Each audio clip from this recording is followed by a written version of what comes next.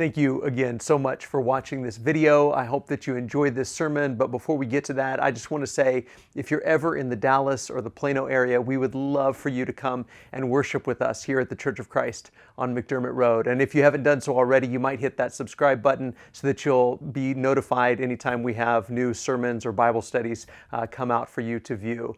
This sermon is the first in a new series that we're doing called Son of Man. What does it mean for Jesus to take on the role and the title of the Son of Man? That's what this series and this sermon is all about. We hope you enjoy it. Good morning. It is so good to see everybody this morning. In this season of Thanksgiving and gratitude, I want to start by saying thank you.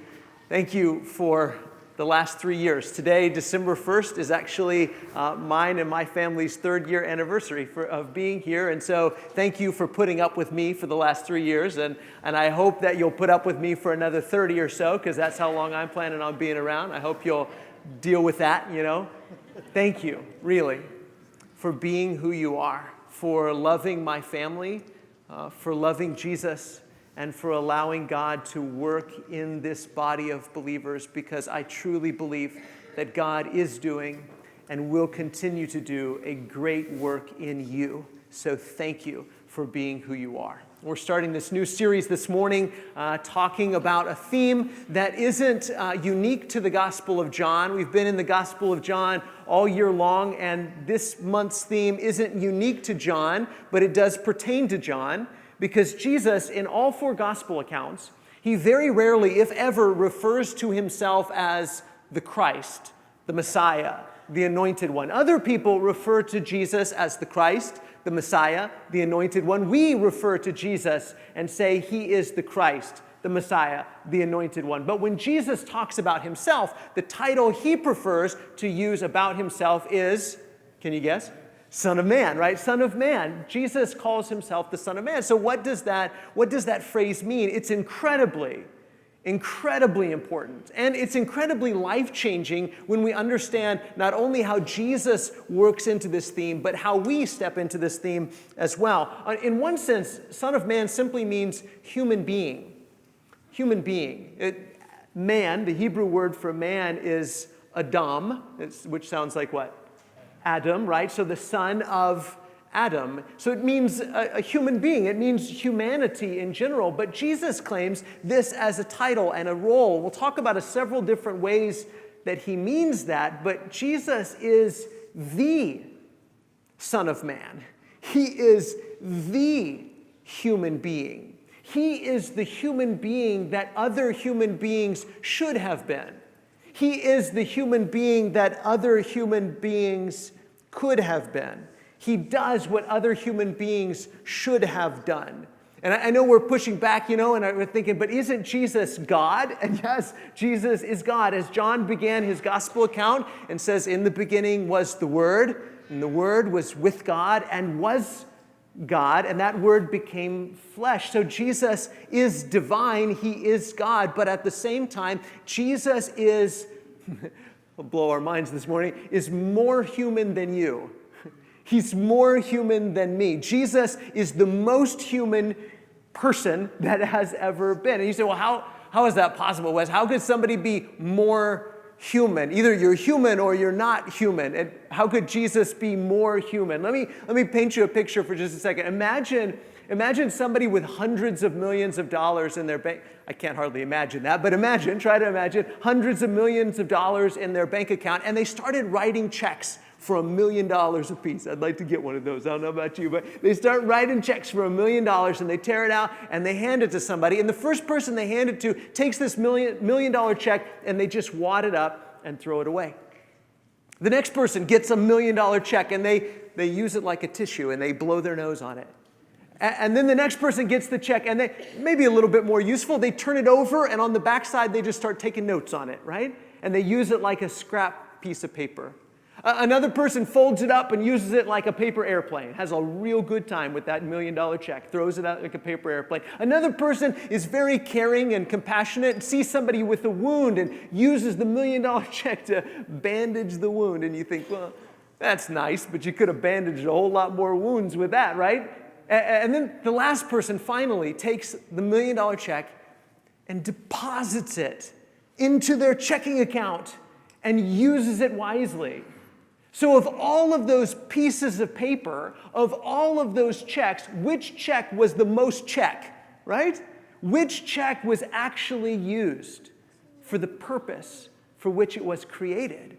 Which check fulfilled its destiny, fulfilled the reason it was created? Which check actually functioned like a check?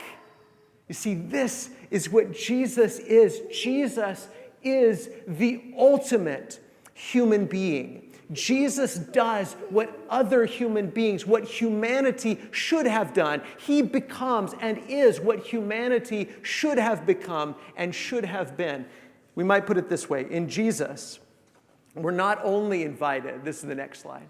In Jesus, we're not only invited to see what real humanity looks like. That's part of it. We're invited in Jesus to see this is what it looks like to be fully, completely, truly human.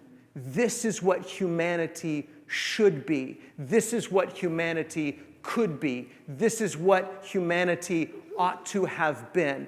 This is what true humanity looks like. But it doesn't stop there. In Jesus, we're not only invited to see what real humanity looks like, we're invited to become truly human.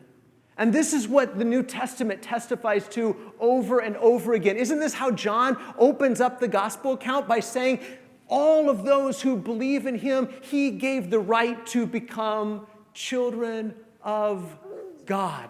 And when Paul writes to Christians talking about their new life in Jesus, he talks about it as being a new man. The Greek word is anthropos, where we get anthropology, the study of mankind.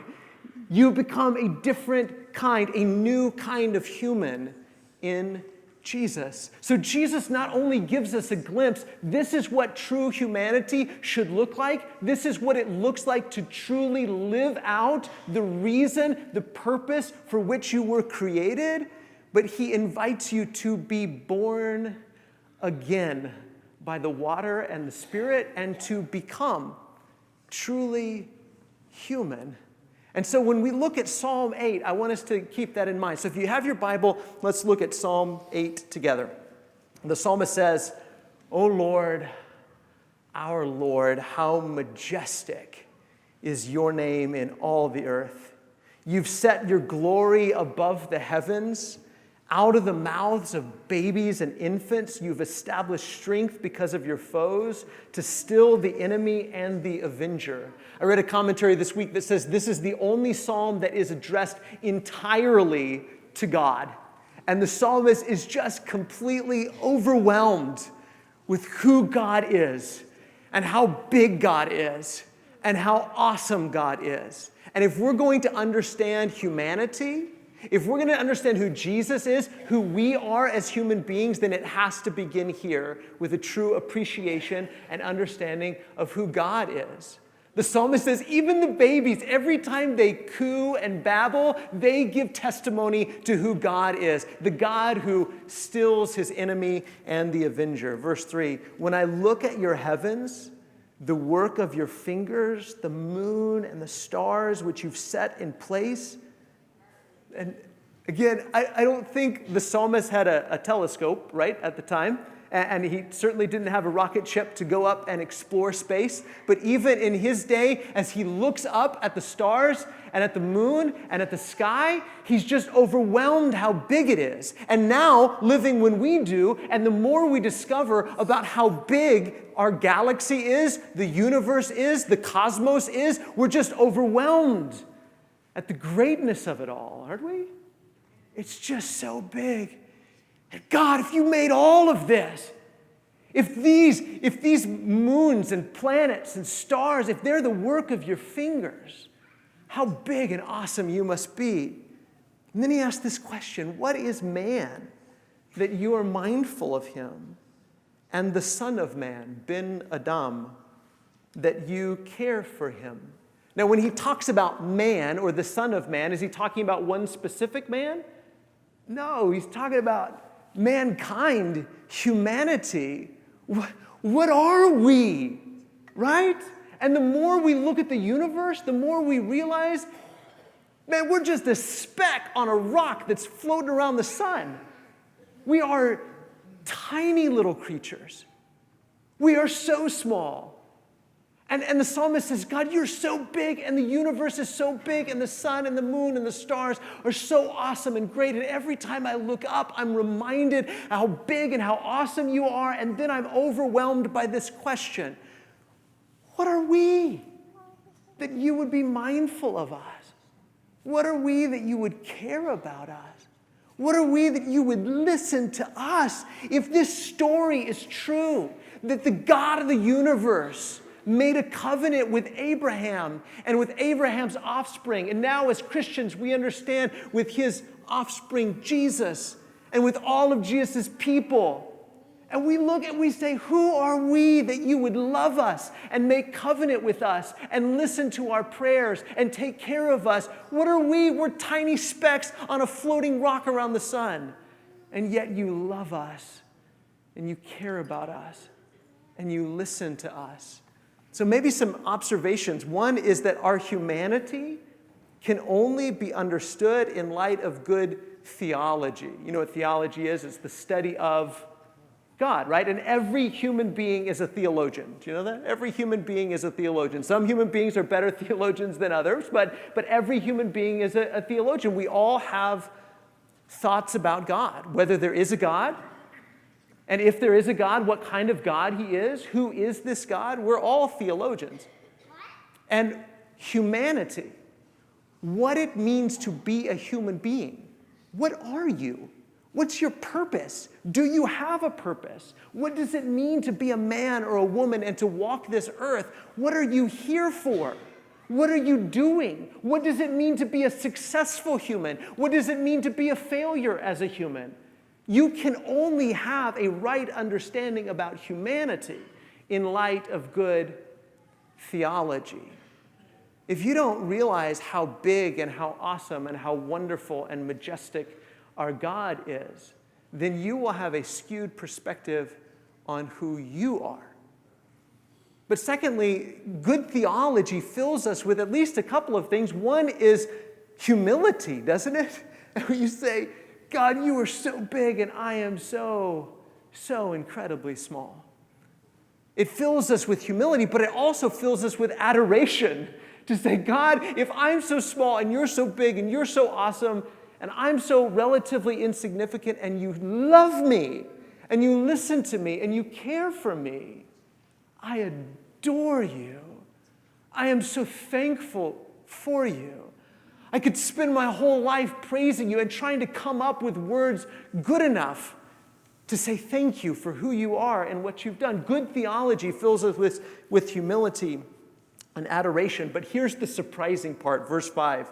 Yet, even though you're a speck on a flying rock around the sun, yet you have made him a little lower than Elohim, which is heavenly beings, and crowned, did you hear that? Crowned him. Him who? Him humanity. Him humanity, the sons and daughters of Adam and Eve, crowned him with glory and honor. You've given him dominion over the works of your hands. You've put all things under his feet, all sheep and oxen, and also the beasts of the field, the birds of the heavens, and the fish of the sea, whatever passes along the paths of the sea.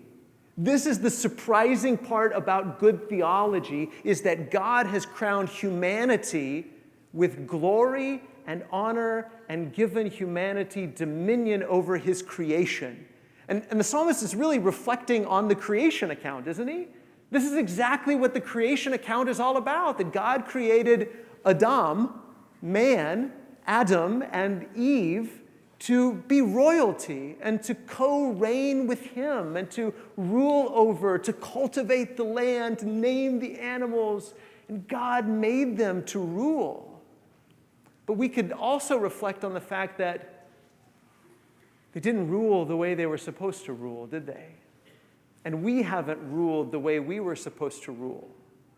When I read this passage, I think about Romans chapter 1, and I think about the way Paul talks about humanity and how we've exchanged the glory of God for the glory of created things. Instead of worshiping, as the psalmist does, worshiping the God who created us, we've exchanged that worship and that glory and that praise for God, and we've given it to created things.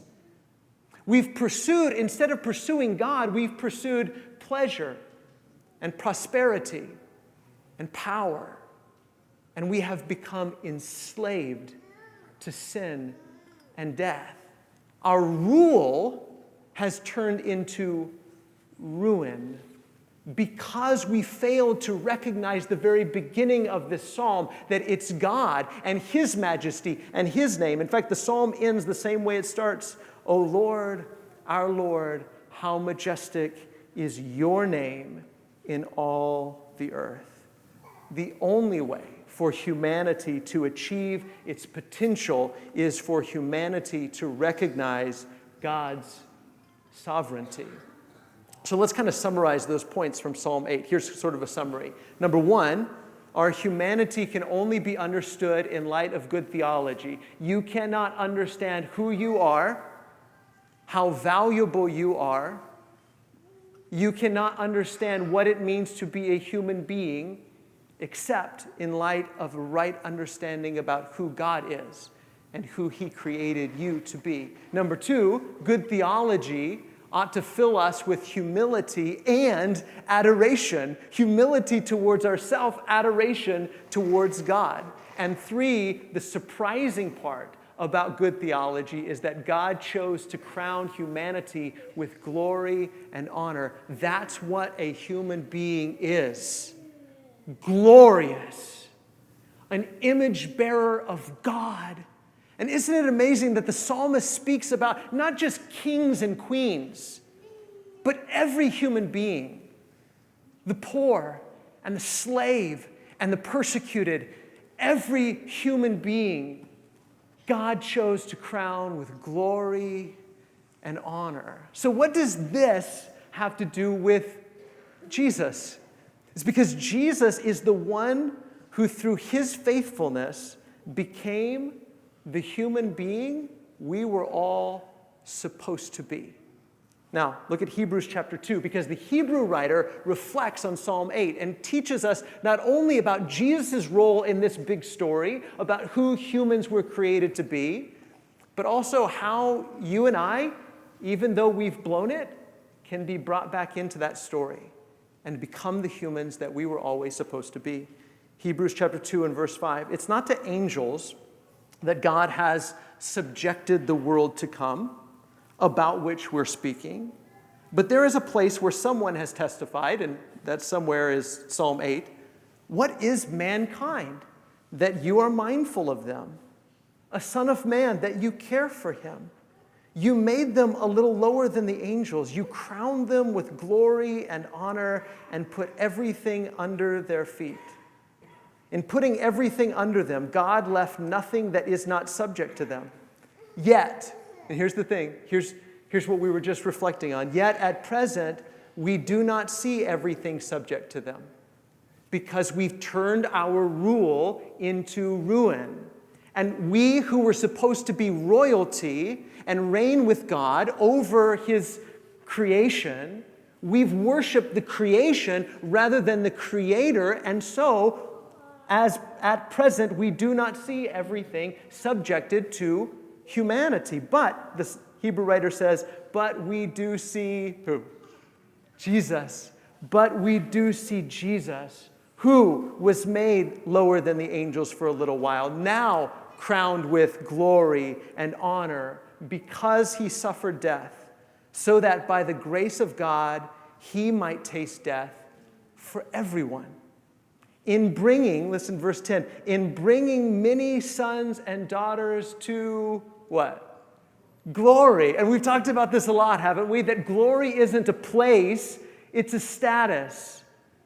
And in Jesus, in His faithfulness and His self-giving love, Jesus has brought many sons and daughters, that's us, to glory, that we too might be crowned with glory and honor and be given dominion and co-reign with him. That's our destiny. And Jesus not only fulfilled that in himself, but he is willing to invite us and bring us into that we might share in what human beings were always supposed to be.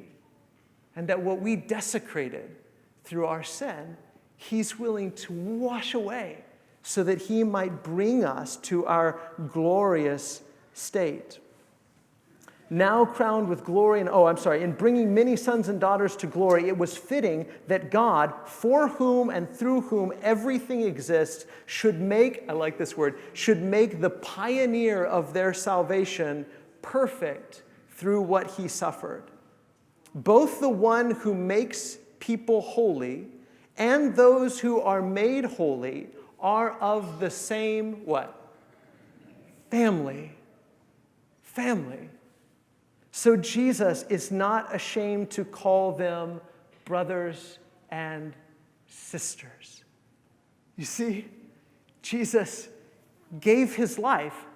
Jesus was faithful to God, to the point of death, even death on a cross. Jesus loved to the point of death on a cross. Jesus did not consider himself to be more important than others, but considers others to be more significant than himself, even so much that he's willing to give his life, even for a death on a cross.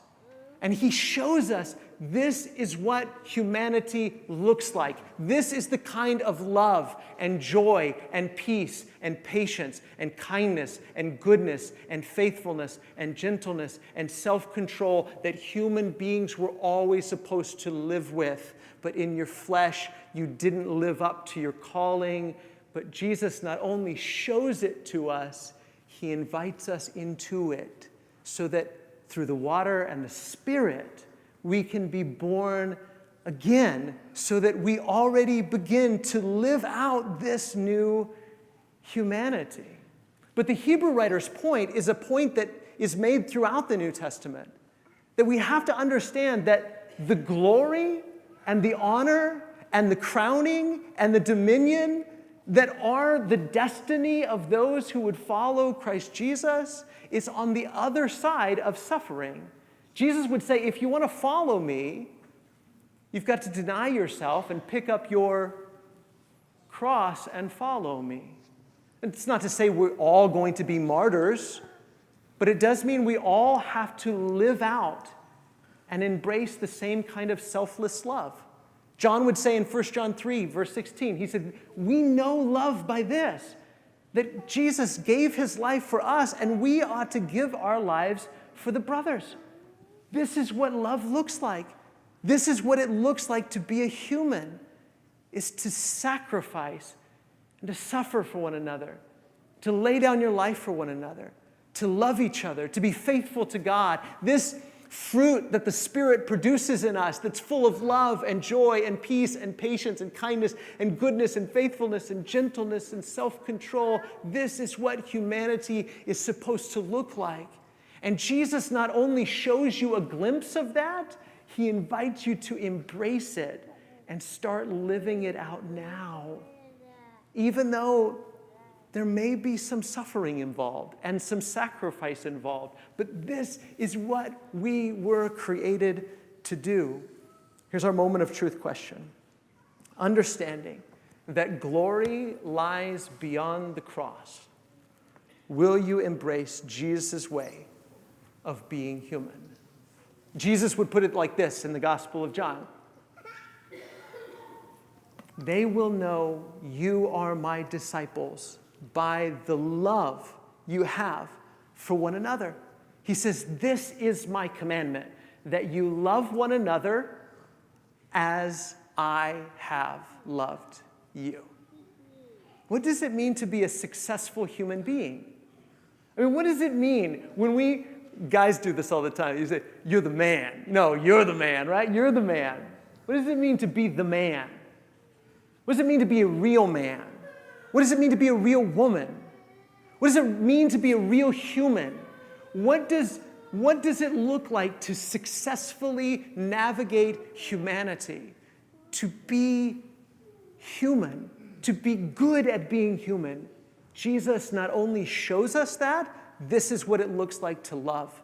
This is what it looks like to be faithful to God. But he invites us into that and gives us his Spirit to live within us so that the Spirit might produce fruit in us. But we have to understand that embracing this new humanity, embracing our destiny of glory and honor and dominion, means understanding that the road to glory is often paved with sacrifice, and that glory lies beyond the cross. I think about what Paul says in Romans 8. The Spirit bears witness with our spirit that we are children of God.